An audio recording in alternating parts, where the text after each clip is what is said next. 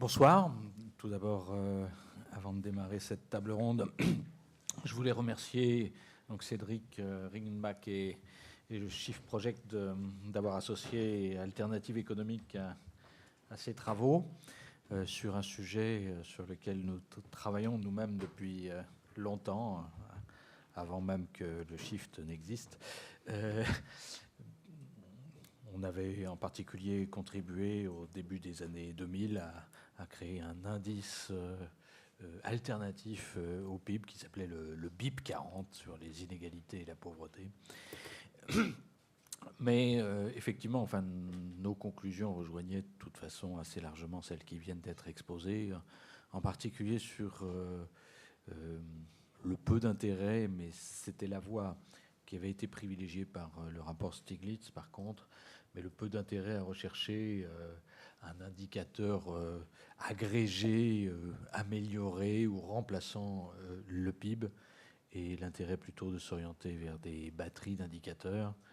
Il est évident par contre que ça ne présente... Enfin, un des intérêts du PIB, c'est justement d'être un seul chiffre. C'est vrai que quand on est confronté à une batterie d'indicateurs, c'est tout de suite moins parlant, notamment pour les médias. Et c'est sans doute pour cela qu'on a un peu de mal à s'orienter dans cette direction. Mais on va y revenir, je pense, dans le débat. Donc, c'est Jean Delons, donc, qui est chef du département économie et trafic à Cofiroute, donc dans la gestion et la mise en place d'autoroutes, je pense, qui va nous parler, enfin qui va d'abord réagir un peu à cette présentation pour nous dire quelle utilité a ou pas le PIB dans le fonctionnement, les investissements de Cofiroute et comment eux voient ce type de choses.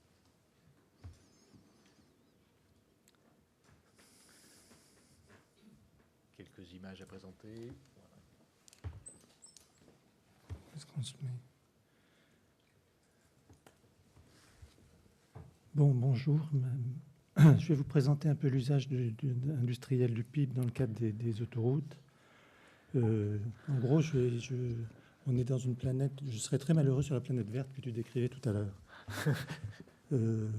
L'indicateur PIB est un indicateur qu'on utilise tous les jours pour faire nos prévisions long terme. Et il avait le bon goût, jusqu'à il n'y a pas très longtemps, d'être relativement stable pour les opérations de longue période. Donc on était relativement heureux et relativement quiet et on s'en servait tous les jours.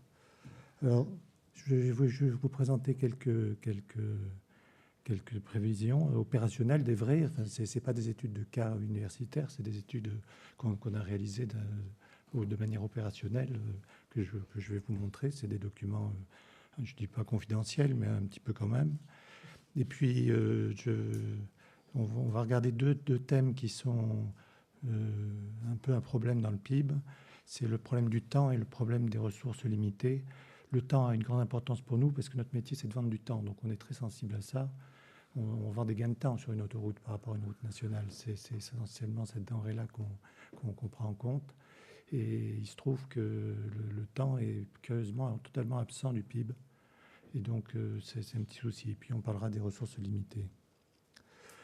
Donc, je disais, le PIB est un indicateur très pertinent. Donc, ce qu'on cherche à faire, c'est à faire des prévisions.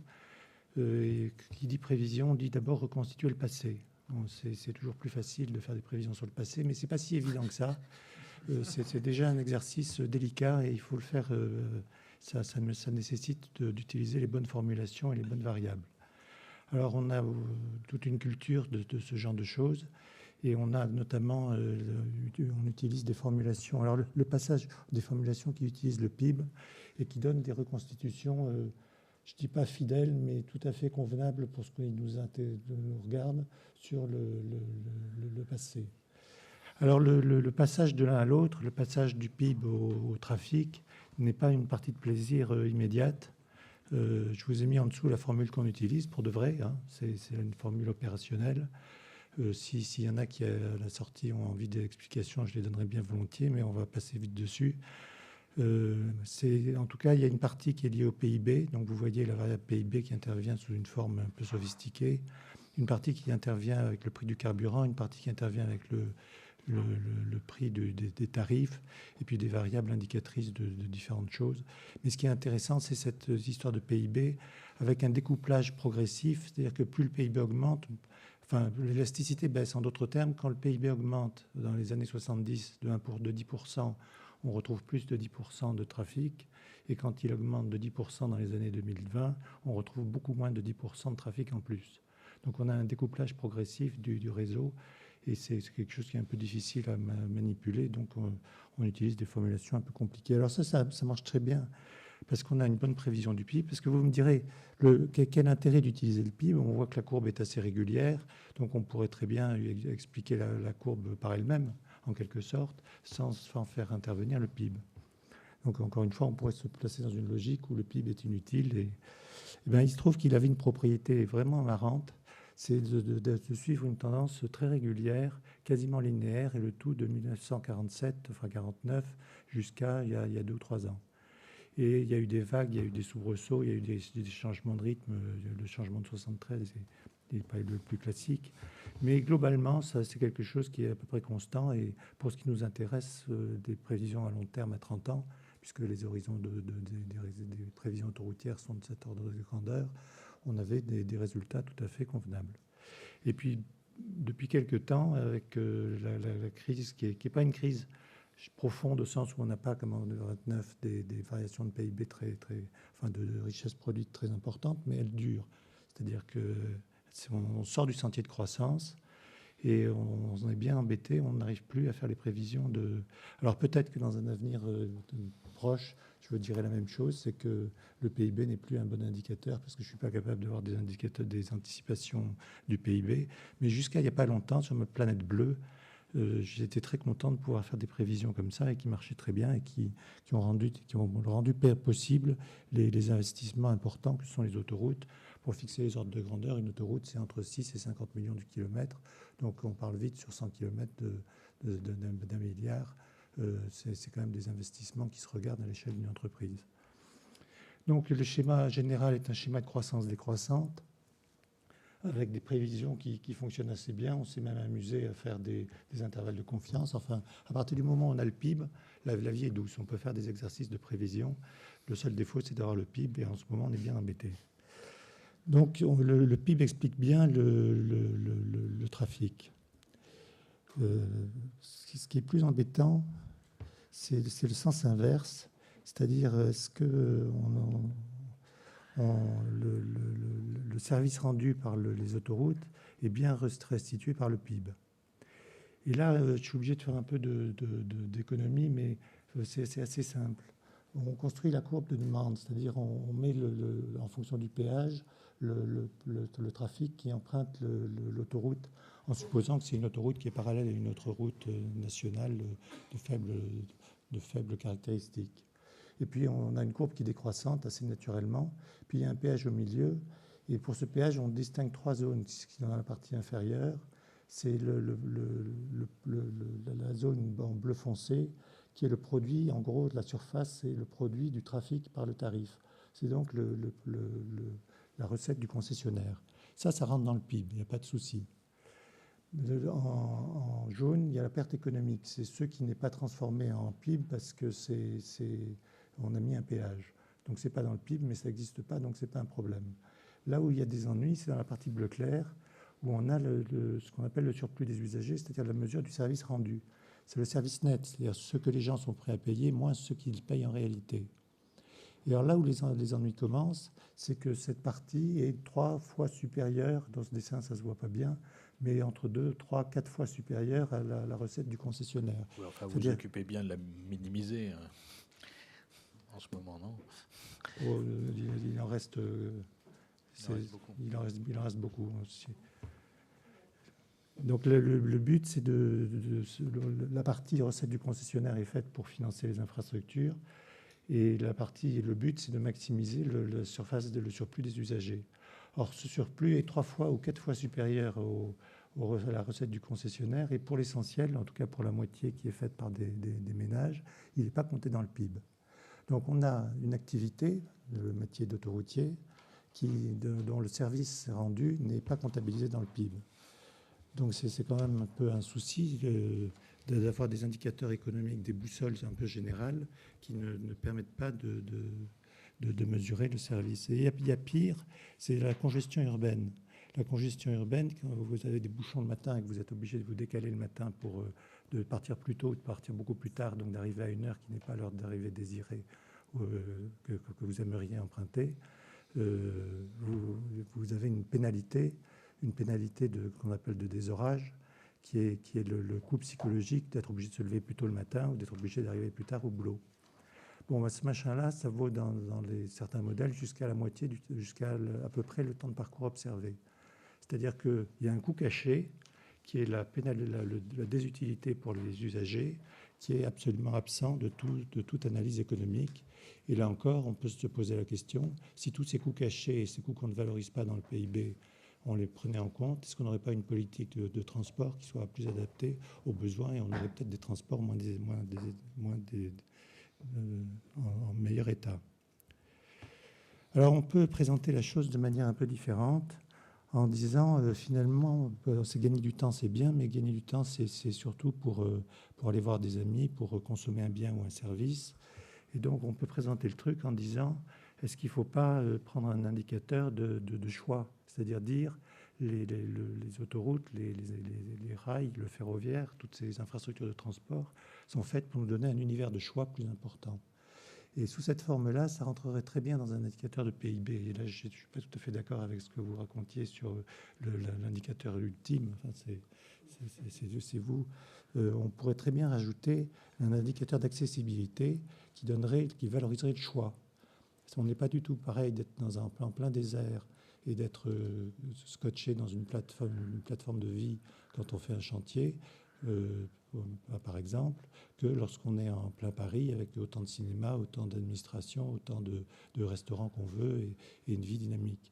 Donc l'univers de choix on devrait en tenir compte. Tout ça, c'est autour du temps libre des ménages qui n'est pas comptabilisé dans le PIB et dont il serait intéressant de tenir compte. Donc je fais une proposition, c'est d'introduire dans le PIB, je vais appeler ça le PIB 2, vous allez voir, il y a un PIB 3, la valorisation de l'accessibilité relative aux emplois, aux espaces récréatifs, aux amis. Enfin, tout ça, ça permettrait de prendre en compte l'univers de choix et valoriser le choix dans les comportements des agents. Alors, autre chose, c'est le problème des ressources limitées, et je terminerai là-dessus. Alors, le problème est un problème très sérieux et qui devient vite épineux, parce que le problème est de passer d'un problème de flux, parce que le PIB, c'est une mesure de flux, de richesse annuelle, à un problème de stock, qui est le stock de matières premières qui reste. Alors, il y a des techniques qui s'appellent la règle de Hotelling dans les bilans socio-économiques qu'on peut utiliser, mais qui sont un peu cafouilleuses. Et on peut en choisir d'autres, par exemple en définissant un corridor qui définit une perte d'identité la plus répartie entre les générations. Enfin, on peut faire des choses. Mais là, je suis d'accord avec ce que vous disiez tout à l'heure.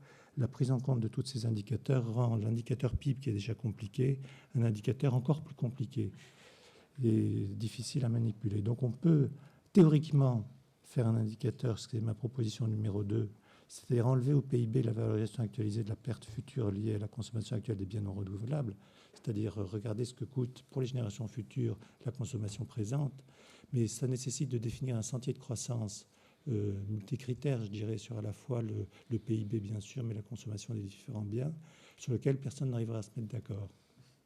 Donc on a une démarche théorique qui est un peu en limite d'exercice, et je crois que alors on peut très bien le faire avec des prix virtuels, on peut faire un tas de choses, mais on sort du cadre du PIB qui se veut un indicateur de mesure, un thermomètre, c'est-à-dire quelque chose qui est sans analyse ou très peu d'analyse économétrique, et on rentre dans des analyses très sophistiquées sur lesquelles personne ne sera d'accord. Donc je suis assez d'accord pour dire qu'il y a un petit problème de complexité dans tous ces sujets. Bien, merci. Donc, en tout cas, du point de vue des gens qui gèrent des autoroutes, la liaison, le lien PIB-trafic, il est assez solide. Il tient le coup. Le problème, c'est plutôt la disparition du PIB et de sa prévisibilité à l'heure actuelle. Mais par contre, ce n'est pas forcément le cas dans l'autre sens, en ce sens que beaucoup de choses qu'apportent les autoroutes ne sont pas bien valorisées, mais peut-être aussi beaucoup de choses que gênent les autoroutes ne sont pas bien valorisées non plus. Enfin, il y a aussi d'autres dimensions dans l'autre sens, non ? Il y a d'autres dimensions, mais le facteur temps dans les enquêtes de préférence déclarée ou révélée, d'ailleurs, quand on regarde les comportements déclarés des gens ou leur comportement réel, montre que le gain de temps est très très supérieur. Il valorise que les usagers et les riverains valorisent le gain de temps bien plus que les pénalités dont on parle toujours. Oui, mais enfin, le gain de temps est aussi d'une certaine manière valorisé aujourd'hui dans le PIB à travers à la fois la productivité et... Le gain de temps est valorisé pour les entreprises, ça je suis d'accord, notamment pour les poids lourds, parce que ça c'est directement, mais le gain de temps des ménages, c'est-à-dire quand vous êtes en temps libre, n'est pas valorisé dans le PIB. Ok, alors, autre façon d'aborder le sujet. Stéphane Carré, donc vous êtes enseignant de sciences économiques et sociales dans le secondaire et membre du bureau national de l'association des profs de SES. Donc le PIB joue un rôle important dans l'enseignement des sciences économiques et sociales depuis longtemps. Depuis 67.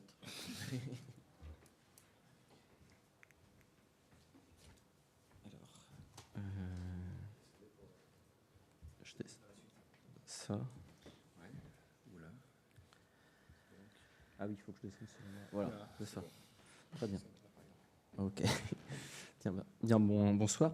Donc moi, je vais parler effectivement de l'usage qu'on fait du PIB, plutôt PIB d'ailleurs en fait, que PIB, en SES, en sciences économiques et sociales. Et donc la matière, elle a été créée finalement il y a à peu près 46 ans en fait, en 67.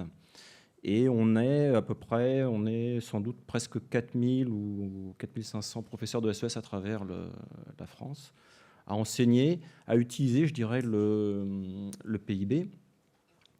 Et l'idée que je vais défendre ici, enfin que je vais développer, c'est assez simple, c'est de dire qu'en fait, par rapport aux débats d'aujourd'hui qui sont en fait une critique du PIB, eh bien, c'est de dire qu'en fait, quasiment dès l'origine, on a toujours eu, en fait, en SES, on a toujours eu une vision critique du PIB, en fait. Donc, à la fois, on l'a utilisé, c'est-à-dire on a enseigné à des centaines et des milliers d'élèves comment était calculé le PIB, mais il y a toujours eu cette dimension critique, même si ce n'était pas officiellement mis dans les programmes. Alors, pour commencer, je suis parti d'un sujet de bac. Alors, je ne savais pas que M. Delon allait parler avant moi, mais il se trouve que c'est un sujet de bac qui a fait réagir, notamment l'Argus, donc, qui nous a accusé une éducation honnête exclut intoxication. Alors le sujet de bac, alors on peut se demander pourquoi. Donc c'est en 75, pourquoi est-ce qu'il a provoqué une telle réaction?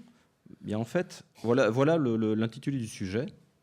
Et donc l'intitulé du sujet, on le voit, c'était l'idée que à travers l'automobile, il y avait la remise en cause d'un mode de croissance en fait qu'on estimait à l'époque, je dirais, qu'il fallait remettre en question.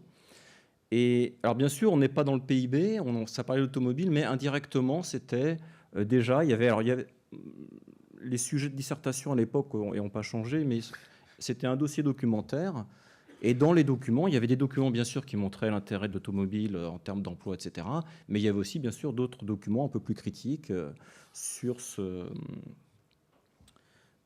la production. Et donc, si on regarde, alors c'est ça qui est rigolo, si on regarde en fait les critiques, donc l'article reprochait qu'effectivement qu'on sous-estimait tous les avantages de l'automobile, donc du fait de produire, c'est-à-dire le plein emploi, donc ce qu'il appelait le mieux-être à l'époque, en fait ce qu'on appelle aujourd'hui le bien-être, et puis l'innovation. Donc toutes ces choses qu'effectivement, quand on parle du PIB encore aujourd'hui, il ne faut pas oublier qu'il y a toujours ça derrière, effectivement, en termes de niveau de vie, en termes d'innovation. Et puis donc le sujet, lui, alors il reprenait ces éléments-là, bien sûr, mais il insistait aussi sur le fait que la transformation du paysage urbain de ces années-là. Et puis une critique qui est passée de mode, qui était une critique qui avait cours dans les années 70, qui était notamment celle d'un penseur qui s'appelait Ivan Illich, c'était de dire que ça, en fait, on perd du temps. Alors, c'était quoi l'argument, la perte de temps? Juste pour l'anecdote, c'est qu'en fait, il disait, en fait, si on prend le temps qu'on a travaillé pour économiser et donc pour pouvoir acheter la voiture, Eh bien, si on rapporte ce temps, si on le met, si on le prend en compte, en fin de compte, c'est pas plus rapide de faire Paris, je sais pas, Paris-Lyon en voiture que de le faire en vélo, quoi, en fait. Bon, alors, il y avait tout un tas de calculs derrière. Voilà. Alors, toutes ces critiques se sont un petit peu perdues, je dirais, c'était dans les années 70. Et nous, en SES, on a continué, je dirais, à enseigner, en fait, à utiliser le produit national. Alors, là, dans les premiers programmes, là, on avait le produit national, donc le revenu et sa répartition. Donc, le premier usage, c'était effectivement de montrer comment, et ça, c'est quelque chose qui est quand même assez fondamental pour les élèves, de comprendre comment, en fait, d'où viennent les revenus. Parce que souvent, quand on parle des revenus, on dit les salaires sont assez bas. Souvent, la remarque des élèves, c'est de dire l'État a augmenté les salaires. Enfin, voilà, enfin, c'est quelque chose d'assez comme ça qui vient assez rapidement. Donc, aborder le PIB comme, je dirais, origine des revenus, les revenus primaires, par exemple, mais aussi des revenus secondaires, c'est quelque chose, je dirais, un apport, une utilisation qui est assez importante et qu'on trouve dès le départ dans les années 70, en fait. Alors, sa répartition aussi, parce qu'effectivement, dès qu'on touche à l'économie, on produit, on consomme, mais on répartit aussi. Donc, ça a permis aussi de toucher, d'utiliser le PIB, en fait, par rapport à la répartition, de montrer que, alors, de manière assez classique, il y a une partie qui va au capital, une partie qui va au travail. D'accord. Alors, une autre façon, effectivement, donc là, ça, c'est la terminale B, hein, puisqu'en fait, ça s'appelait ce qui est aujourd'hui la filière ES s'appelait B autrefois. Ça a permis aussi de mesurer la croissance, c'est-à-dire ce qu'on appelle la croissance. D'accord. Ce qu'on appelle la croissance, c'est l'augmentation du PIB. Donc concrètement, nous, l'usage qu'on fait, et ça n'a pas changé, c'est d'expliquer comment on calcule le PIB et comment l'augmentation de ce PIB s'appelle la croissance. Ce qui nous amène donc à rentrer dans tous ces détails techniques, à savoir notamment quel est l'intérêt de calculer une variable réelle ou nominale, en fait. Alors, à partir de 2002, cette approche critique, en fait, elle a été intégrée dans le programme. Et là, c'est un extrait. Donc, en 2002, on voit les limites de la croissance, et notamment les relations entre l'utilisation des ressources primaires non renouvelables.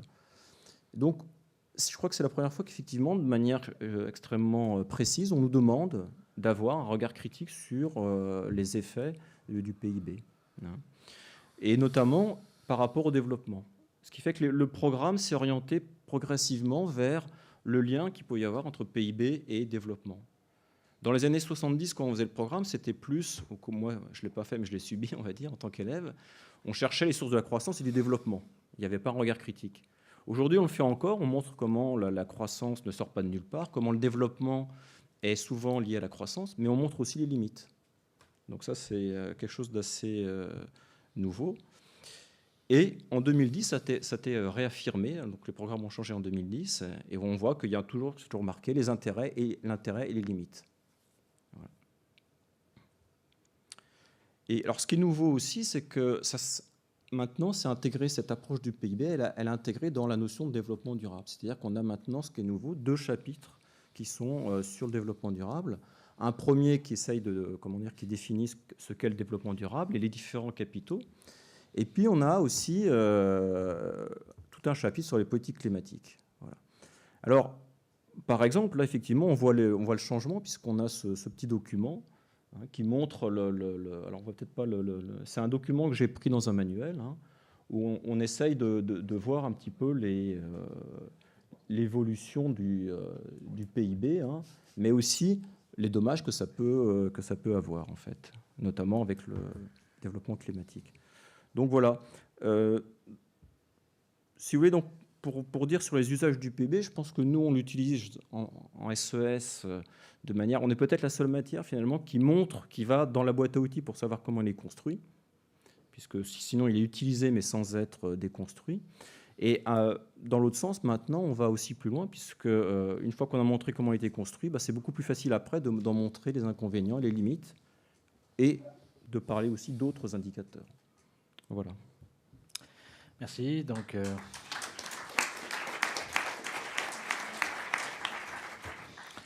à la fois un travail sur comment on bâtit le PIB et un travail pour en montrer les limites. Ça donnera peut-être des futurs adultes. Mais enfin, remarque, ça fait 40 ans que ça dure, donc ça devrait déjà être le cas. Un peu moins fétichiste. Mais tout le monde n'a pas fait la filière ES, malheureusement. Et en particulier, une grande partie de nos élites politiques et économiques sont passées par d'autres filières et n'ont pas connu ces éclaircissements. Jean-Marc Jancovici, donc vous présidez le Shift Project, mais vous vous occupez aussi beaucoup par ailleurs, notamment de questions d'énergie. Et donc vous comptiez nous parler des liens entre flux physique et PIB.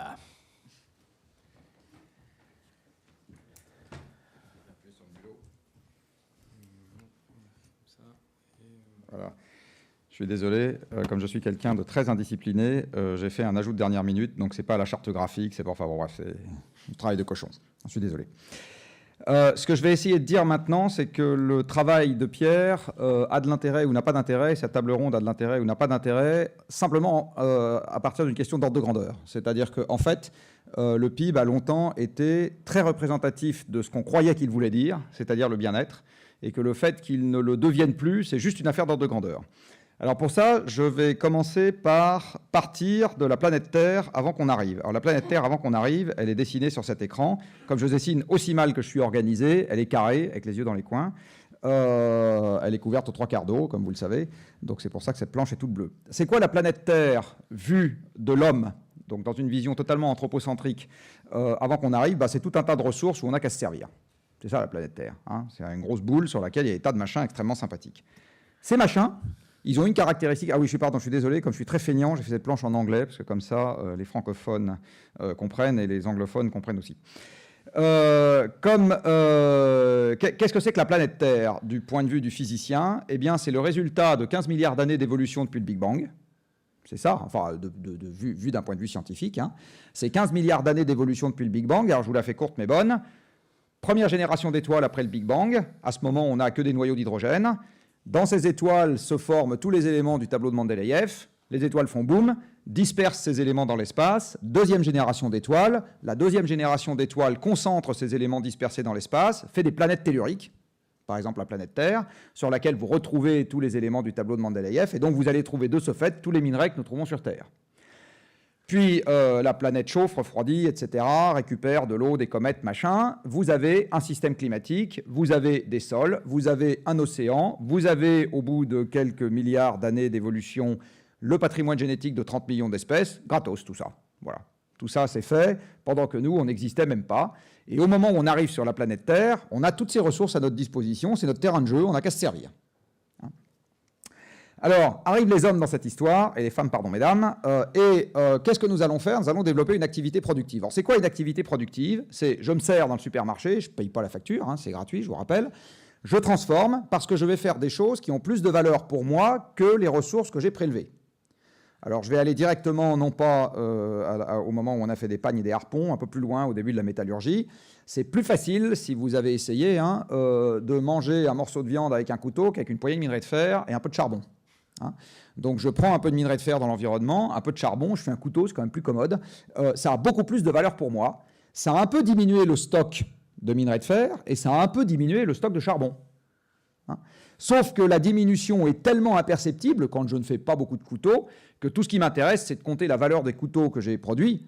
Et je n'ai pas besoin de m'emmerder à compter la valeur du minerai de fer, donc à passer des dotations aux amortissements pour le minerai de fer et le charbon que j'ai consommé. Et je n'ai pas besoin de m'enquiquiner à passer des provisions pour risque pour les quelques grammes ou kilos ou tonnes de CO2 que j'ai collés dans l'atmosphère à ce moment-là. Donc arrivent les hommes qui vont se mettre à avoir une activité productive. J'extrais, je transforme. Au début des hommes, au début de la civilisation, ce qu'on extrait des stocks non renouvelables baisse les stocks non renouvelables d'entrée de jeu, mais enfin pas beaucoup, de manière imperceptible. Et ce qu'on extrait des stocks qui se renouvellent tout seuls, essentiellement tous les produits dérivés de la vie, qui se renouvellent à vitesse relativement rapide par rapport à une vie humaine, le niveau des stocks reste inchangé. C'est-à-dire les premiers poissons qu'on a prélevés dans l'environnement ne changent pas globalement les stocks de poissons. Il y a tas d'autres éléments qui viennent perturber les stocks de poissons naturellement, que quand vous avez 3 pêcheurs sur Terre pêchant même chacun 50 poissons par an, ça ne change strictement rien à la quantité de poissons sur Terre. Puis un jour, les hommes découvrent l'énergie. Alors l'énergie, je vous rappelle que c'est par définition la marque du changement. Hein, l'énergie en physique, c'est par définition la marque du changement. Donc utiliser de l'énergie, c'est accélérer le changement. C'est ça la définition. Hein. Donc, un homme utilisant de l'énergie change plus vite les choses qu'un homme n'utilisant pas d'énergie. C'est aussi con que ça. Donc, les hommes utilisant de l'énergie se mettent à transformer l'environnement autour d'eux plus vite pour faire plus vite des trucs qui ont plus de valeur à leurs yeux. Alors, tout ça est parfait, les hommes croissent et multiplient et extraient. Puis un jour, ils découvrent qu'ils peuvent épargner pour que les choses se passent mieux plus tard. Ça s'appelle le capital. C'est quoi le capital? C'est quelque chose qui ne va pas se détruire quand vous vous en servez et qui va vous permettre d'augmenter la production future. Alors, il peut s'agir de biens matériels, il peut s'agir de connaissances, hein, peu importe. C'est des trucs qui ne se détruisent pas quand vous en servez, ou pas tout de suite en tout cas, et qui vous permettent d'augmenter. Mais c'est une boucle interne au système. Ça ne vient pas de Mars, le capital. C'est juste des ressources et du travail passé. Hein. Cet immeuble, c'est des ressources et du travail passé. Hein, c'est juste ça. Un stock de brevets, dont France Télécom use et abuse, eh bien, c'est des ressources et du travail passé. Hein. Une autoroute, c'est des ressources et du travail passé. Donc, le capital, c'est une boucle interne au système. Alors, tout ça est merveilleux, les hommes croissent et multiplient, font de plus en plus d'iPhone 5, et un jour, ils deviennent tellement nombreux et tellement productifs par personne, parce qu'ils utilisent tellement d'énergie par personne, que même les stocks de ressources qui auparavant étaient stables, parce que le flux de prélèvement était inférieur au potentiel de renouvellement, vont se mettre à décliner. Il en va ainsi des stocks de forêt, il en va ainsi des stocks de poissons, il en va ainsi des stocks de la quasiment totalité des espèces évoluées, il en va ainsi des stocks de sol, voilà. Donc vous avez un certain nombre de stocks qui aujourd'hui sont en train de baisser de manière rapide. Et puis dans cette activité, nous créons des sous-produits indésirables. Je parlais tout à l'heure du CO2 qu'on met dans l'atmosphère quand on fait des couteaux en acier. Ce n'est pas un but en soi. Ce n'est pas des couteaux pour mettre du CO2 dans l'atmosphère. C'est juste un sous-produit indésirable. Alors c'est pareil, tant qu'on en fait un petit peu, on s'en fout. L'environnement a une capacité d'épuration naturelle qui fait qu'on n'a pas besoin de s'en soucier. Quand on commence à mettre beaucoup de sous-produits indésirables dans l'environnement, ils vont se mettre à dégrader de manière significative les actifs restants. Hein, si je colle beaucoup de CO2 dans l'atmosphère, je vais bien acidifier mon océan, je vais bien changer mon climat. Tout ça va me dégrader mes actifs naturels qui s'appellent un climat stable et qui fait que le blé pousse là où il pousse, et un océan qui a un pH de 8,1 depuis 25 millions d'années. Et là, on est en train de l'acidifier, enfin de baisser le pH à vitesse relativement accélérée, et on ne sait pas trop ce que ça va produire comme effet sur les poissons qu'on n'aura pas pêchés. Voilà à quoi ressemblent physiquement les activités des hommes. Alors encore une fois, les rectangles blancs que j'ai fait apparaître, et les flèches, etc., tout ça, tant qu'il y a peu d'hommes peu productifs, eh bien, ça ne perturbe pas trop le système. C'est-à-dire que le système conserve une capacité à soutenir des flux plus tard. Un jour, on se met à faire apparaître une mesure qu'on appelle le PIB. Alors qu'est-ce que mesure le PIB? C'est tout simplement le surplus de valeur ajoutée quand on va de la gauche vers la droite, en omettant soigneusement deux choses, la baisse des stocks et la perturbation globale. Alors, tant que la baisse des stocks et la perturbation globale sont imperceptibles par rapport au surplus de valeur ajoutée, le PIB est un excellent indicateur. D'accord ? De fait, quand vous avez plus de couteaux et plus de fourchettes, les gens sont contents, et quand vous avez un peu plus d'acier sans avoir perturbé l'environnement, c'est plus facile de construire des hôpitaux, des écoles, etc. Donc, tant que vous avez un environnement infini, j'allais dire, où vous pouvez considérer comme étant négligeable la diminution des stocks, le PIB est un excellent indicateur. Là où ça commence à poser problème, quand vous commencez à être un peu à l'étroit dans la boîte, et en fait, une des théories que j'ai envie de proposer à la discussion dans pas très longtemps, c'est qu'on a envie de chercher des substituts au PIB depuis l'époque où on se rend compte que le PIB ne pourra pas croître indéfiniment, précisément à cause de ça. Parce que tant qu'on pense que le PIB peut croître indéfiniment, je ne vois pas pourquoi on s'emmerderait à essayer d'y chercher des substituts. Mais quand on se rend compte que la manière dont il est bâti l'empêche de croître indéfiniment, alors on a envie de se dire que c'est quand même pas inintéressant de trouver autre chose. C'est évident qu'une comptabilité orthodoxe vue de Mars, après je vais enchaîner sur 2-3 réflexions, ça aurait été d'avoir une vision patrimoniale de notre activité. Je crée quelque chose plus, je consomme quelque chose moins, et puis je fais plus, moins, moins. Et si le résultat net est positif, parfait. Si le résultat net est négatif, j'ai fait une connerie. Aussi con que ça. Avec cette vision patrimoniale, le jour où la valeur marginale de la dernière voiture que j'ai produite est inférieure à la valeur marginale des derniers stocks de minerais de fer et des derniers stocks de charbon et du CO2 supplémentaire que j'ai collé dans l'air, je m'arrête de faire des voitures. Et je vis heureux, enfin où j'essaye, avec les voitures existantes. C'est très exactement vers ça que nous aurait emmené une comptabilité patrimoniale. Vous voyez bien que ce n'est pas du tout comme ça qu'on raisonne. Et là où on va avoir un sujet, c'est que passer de l'un à l'autre, pose pas tant des problèmes théoriques. C'est très facile de se mettre d'accord, là, juste avant l'apéro, tous ensemble dans cette salle, sur le fait que le premier système, il est très bien dans le monde infini, et le deuxième système, il est quand même beaucoup mieux dans le monde fini. Le problème, c'est la gestion pratique du passage de l'un à l'autre. Parce que la gestion pratique du passage de l'un à l'autre suppose de gérer N microsystèmes. Par exemple, comment est-ce que je gère une société d'autoroute? Par exemple, comment est-ce que je gère le budget de l'État? Par exemple, comment est-ce que je gère un système de retraite? Par exemple, comment est-ce que je gère le budget de la Sécu? Par exemple, comment est-ce que je gère le salaire des enseignants, etc. Dans un contexte dans lequel le fait de passer d'un indicateur de flux à des indicateurs de stock, parce que les médecins par habitant, c'est des indicateurs de stock, la taille d'une armée, c'est un indicateur de stock, etc., eh bien, ça passe implicitement par le fait qu'on accepte l'idée que le flux peut éventuellement s'arrêter de croître, et ça pose des problèmes pratiques dans tous les sens. Quand vous avez embauché des gens que vous n'êtes pas capable de virer et à qui vous avez promis 3% d'augmentation annuelle, le jour où le flux s'arrête de croître, vous êtes coincé. Et l'une des raisons, à mon sens, et je vais finir là-dessus, comme ça me permettra de tenir mon temps à 20 secondes près, l'une des raisons pour lesquelles l'idée d'un monde sans croissance est une idée si horrible pour la quasi-totalité des élus, c'est tout simplement parce que le premier problème que ça leur pose, c'est celui d'une gestion budgétaire de l'État, dans un contexte dans lequel ils ont pris des engagements de hausse des dépenses, sans avoir en face la possibilité d'avoir les recettes correspondantes. Et vous connaissez tous le proverbe Shadok, qui veut que quand il n'y a pas de solution, il n'y a pas de problème. Donc, c'est à mon avis aussi bête que ça, le refus de discuter de ce truc-là, c'est parce que ça pose des problèmes pratiques en quantité extrêmement significative. Ça ne veut pas dire qu'il ne faut pas s'y attaquer, je dis juste que ça pose des problèmes pratiques de manière très significative. Voilà.